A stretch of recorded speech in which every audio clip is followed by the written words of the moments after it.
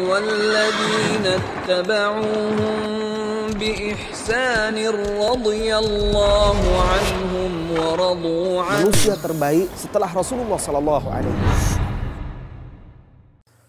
Assalamualaikum warahmatullahi wabarakatuh. Alhamdulillah wassalatu wassalamu ala Rasulillah wa ba'd. Saudara-saudari kaum muslimin dan muslimat yang semoga senantiasa dirahmati dan diberkahi oleh Allah Subhanahu wa taala. Al-Imam Al-Bukhari meriwayatkan sebuah kisah tentang salah seorang sahabat yang gemar berinfak, bersedekah di jalan Allah Subhanahu wa taala. Sahabat ini bernama Abu Talha. Anas bin Malik radhiyallahu anhu bercerita,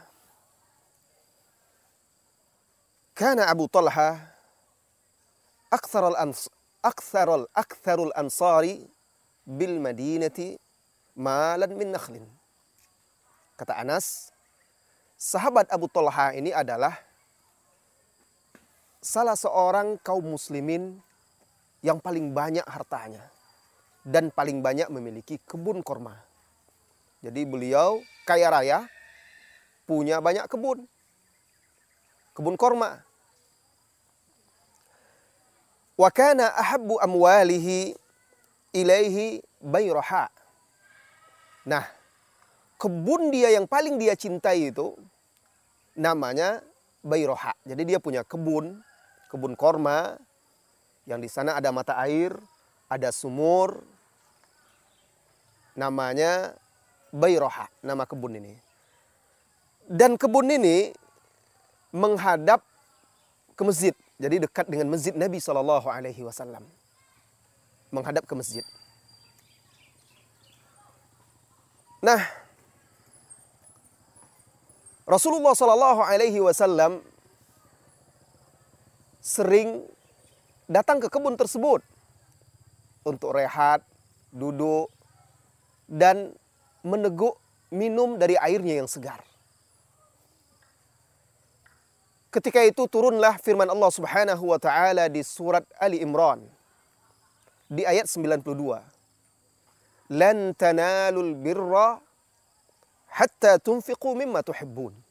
Artinya, kalian tidak akan bisa meraih kebaikan yang hakiki, kebaikan yang sempurna, sehingga kalian menginfakkan harta yang paling kalian cintai. Turun ayat ini, dan sampai pula sahabat ini mendengarnya. Setelah dia mendengar ayat tersebut, bergegaslah dia menemui Rasulullah SAW. Pergi dia mendatangi Rasulullah SAW. Setelah bertemu dengan Rasulullah SAW, beliau berkata, "Ya Rasulullah, Inna Allah tabaraka wa ta'ala yaqul, lan tanalul birra hatta tunfiqu mimma tuhibbun." Artinya, wahai Rasulullah, sesungguhnya Allah Subhanahu wa ta'ala berfirman, yang artinya kalian tidak akan mendapatkan kebaikan yang hakiki, yang sempurna, sehingga kalian menginfakkan dari apa yang paling kalian cintai. Wa inna ahabba amwali ilayya bayraha. Dan sesungguhnya hartaku yang paling saya cintai adalah kebun saya yang bernama Bayroha ini. Wa innaha sadaqatun lillah. Dan sesungguhnya aku jadikan kebunku ini sedekah untuk Allah.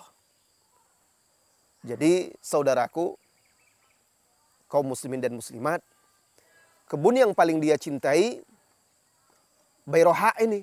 Di antara sekian banyak harta yang dia miliki, yang paling dia cintai kebun ini. Tempatnya strategis, menghadap ke masjid Nabi. Di sana ada sumber mata air. Rasulullah SAW pun suka ke sumur tersebut. Sekarang setelah dia mendengar ayat ini turun, yang menjelaskan bahwa seseorang tidak akan mendapatkan kebaikan yang sempurna sehingga dia menginfakkan harta yang paling dia cintai, dia datang menemui Rasulullah SAW. Lalu dia katakan, "Ya Rasulullah, Allah menegaskan begini dan begini. Dan harta saya yang paling saya cintai adalah ini. Saya jadikan dia sedekah untuk Allah. Dan dia melanjutkan, arju barraha wa zukhraha indallah. Aku mengharapkan kebaikannya, pahalanya di sisi Allah. Rasulullah sallallahu alaihi wasallam berdecak kagum kepada dia. Apa kata Rasulullah sallallahu alaihi wasallam? Bakhin.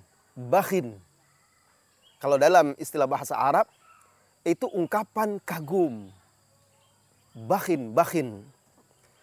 Dzaka malun rabih. Dzalika malun rabih. Sungguh itu adalah harta yang beruntung. Sungguh itu adalah harta yang menguntungkan. Wa qad sami'tu ma qult. Kata Rasulullah sallallahu alaihi wasallam, aku sudah dengarkan apa yang engkau katakan wahai sahabatku, wahai Abu Talha. Wa inni ara an taj'alaha fil aqrabin. Dan menurut pendapat saya yang terbaik engkau sedekahkan kepada karib kerabatmu. Maka Abu Talha menjawab, af'al ya Rasulullah, saya lakukan apa yang engkau sarankan ya Rasulullah. Maka beliau membagi-bagi hartanya tersebut, kebunnya itu dibagi-baginya kepada karib kerabatnya, sanak saudaranya, anak-anak pamannya, dibagi-baginya sesuai dengan yang disarankan oleh Rasulullah Sallallahu Alaihi Wasallam tersebut. Saudara-saudara, kaum muslimin dan muslimat, kisah singkat ini kisah yang sangat menakjubkan, memberikan beberapa pelajaran berharga kepada kita. Yang pertama, mencintai harta itu tidaklah tercela. Dan itu merupakan fitrah yang Allah berikan kepada kita. Selama mencintai harta tersebut tidak membuat kita lalai dari Allah Subhanahu wa taala. Tidak membuat kita tersesat, tidak membuat kita jauh dari Allah Subhanahu wa taala. Contohnya sahabat ini. Di situ disebutkan oleh dia bahwa harta yang paling dia cintai. Nah, berarti mencintai harta itu sesuatu yang fitrah, boleh. Cuma pelajaran kedua di sini yang menjadi catatan, mencintai harta itu boleh dengan syarat tadi tidak melalaikan dan menjauhkan orang itu dari Allah. Sahabat ini walaupun dia sangat mencintai harta, bukan sekedar sangat mencintai hartanya tersebut, tetapi malah yang paling dicintainya itulah yang dia sedekahkan. Berbeda kan dengan kita di zaman sekarang. Malah kalau kita sedekah, cari yang jelek-jelek. Yang sedikit. Kalau yang bagus-bagus biarlah untuk kita. Nanti kalau sudah tidak bagus lagi baru berikan. Oh, saya mau ada infak ini untuk masjid, untuk yayasan. Ini mobil saya ini udah jarang saya pakai, sudah kurang bagus, tinggal diservis saja lagi nanti kita berikan. Pakaian-pakaian bekas, boleh aja, tidak ada masalah kok, itu boleh. Selama itu ikhlas boleh. Tetapi apabila seseorang itu menginginkan yang terbaik, kesempurnaan, kebaikan yang sempurna seperti Abu Talha. Lan tanalul birra hatta tunfiqu mimma tuhibbun. Kalian tidak akan meraih kebaikan yang hakiki, yang sempurna kecuali atau sehingga kalian menginfakkan dari apa yang kalian cintai. Pelajaran yang ketiga. Pelajaran yang ketiga yaitu pelajaran berkorban di jalan Allah. Bersedekah dengan sesuatu yang murah, yang biasa-biasa, itu boleh. Tetapi nilai pengorbanan itu ketika kita berinfak dengan sesuatu, dengan harta yang paling kita cintai. Karena itu harus melawan nafsu kita. Bahkan keinginan kita berikan di jalan Allah Subhanahu wa taala. Pelajaran yang berikutnya dari kisah ini, wahai saudaraku kaum muslimin dan muslimat, kita bisa tahu atau kita bisa meneladani para sahabat itu begitu cepat mengamalkan perintah Allah. Perintah ini bukan perintah wajib kan, anjuran. Tetapi ketika dia tahu ayat itu turun dan dia paham sampai kepada dia, langsung dia praktekkan. Jadi Al-Quran itu turun bagi mereka memang untuk diamalkan, untuk dijadikan pedoman, untuk dipraktekkan. Ini yang membedakan generasi sahabat dengan kita-kita. Kita banyak menghafal ayat-ayat Al-Quran, hadir di majelis-majelis tafsir, pengajian dan segala macam, entah berapa banyak ayat.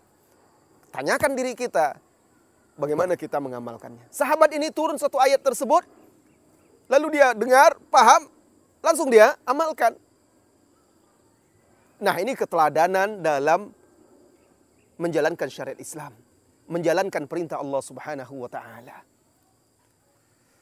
Kemudian pelajaran yang terakhir dari kisah singkat ini, wahai saudara-saudari kaum muslimin dan muslimat, ketika sahabat ini menyampaikan kepada Rasulullah sallallahu alaihi wasallam niat dia untuk bersedekah, Rasulullah arahkan dia untuk bersedekah kepada kerabatnya.